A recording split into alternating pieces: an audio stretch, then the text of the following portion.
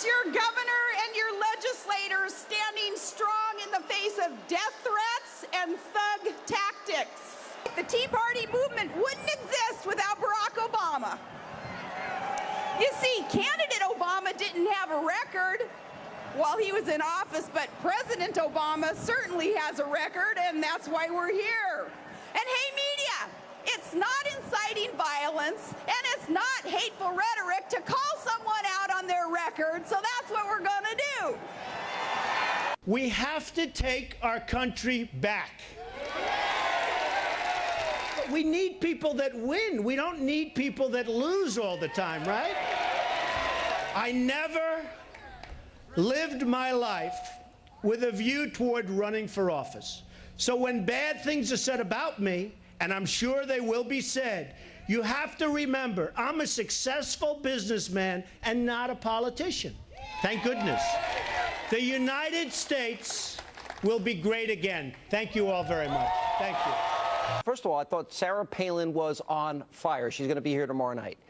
What do you think of the speeches that were given by both Governor Palin and by Donald Trump? I think there's something. I think those that are fighting back right now are enjoying a lot of support from people. And I think, for example, the Republicans in Congress, by kind of giving up on the $62 trillion, people are not as enthusiastic.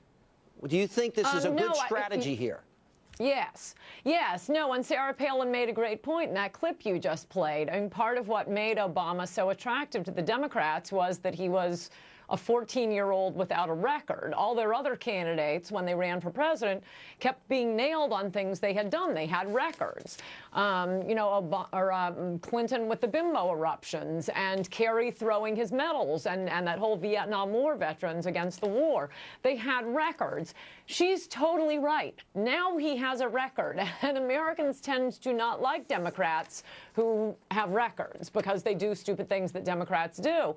And so, you know, it does kind of strike you looking at this field, although I think you and I will play back some of these conversations we have now about the Republican candidates after the last Republican debate and laugh about how 3/4 of the candidates, potential candidates we were talking about, aren't even up on the stage at that point. It is way early to be making predictions.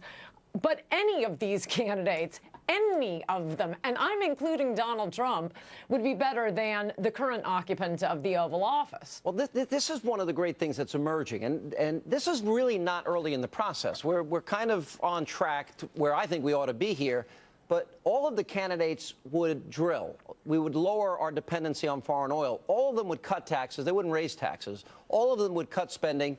They wouldn't raise spending. So what we have here, they would support our friend Israel. They wouldn't give Miranda right warnings to enemy combatants. So it seems to me that we are going to have a choice election like this country has not had since Jimmy Carter and Ronald Reagan. I think that's good for the country. Your reaction?